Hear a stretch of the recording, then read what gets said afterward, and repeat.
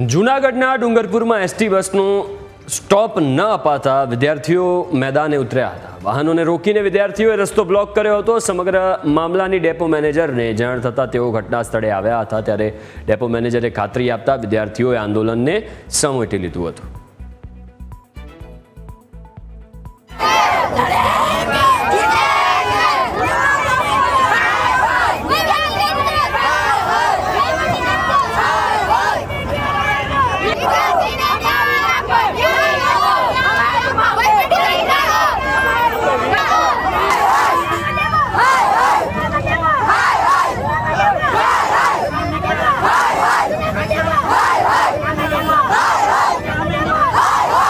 અમે ભણવા માટે બગડું જાય છે, અહીંયા બસ રોકતા નથી।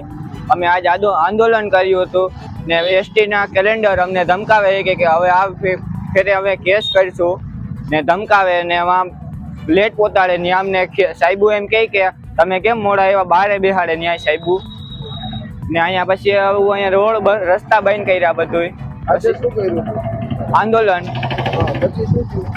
આ રોડ રસ્તા બંધ કરી દીધા। પોલીસ વાળા આવ્યા એસટીના અધિકારી વાત અમારી સાંભળી એટલે આંદોલન આજ પૂરું।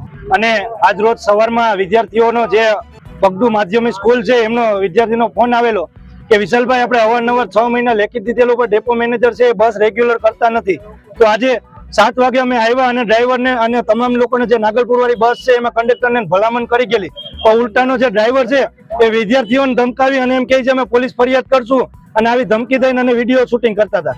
ત્યારે અમે આવીને રિક્વેસ્ટ કરી ગયેલી, પણ ડેપો મેનેજર છે એને કોલ રિસીવ ન કર્યો। અવારનવાર બાળકોએ સંપર્ક કરવાનો કર્યો પણ કોઈ પણ સંકટ ન થયો અને અમારી માંગણી છે કોઈ સાંભળવામાં ન આવી। ના છૂટકે અમે વિદ્યાર્થીને સાથે લઈને રસ્તા રોકો આંદોલન કરવું પડ્યું।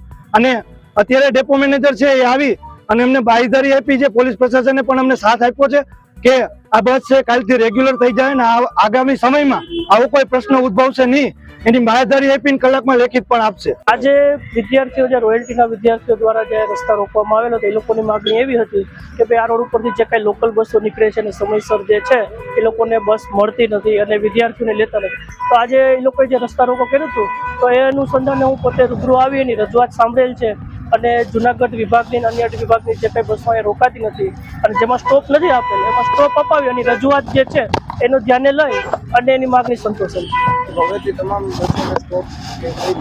હવેથી જે તમામ બસોના અહીંથી લોકલ બસો જે છે તમામને સ્ટોપ આપવામાં આવેલ છે, જેમાં નથી એમાં પણ સ્ટોપ એડ કરવામાં આવશે। અન્ય વિભાગની જે પણ બસોમાં સ્ટોપ નથી આપેલો તો એને પણ લેખિત રજૂઆત કરી અને એને સ્ટોપ જે છે એ કરવામાં આવશે।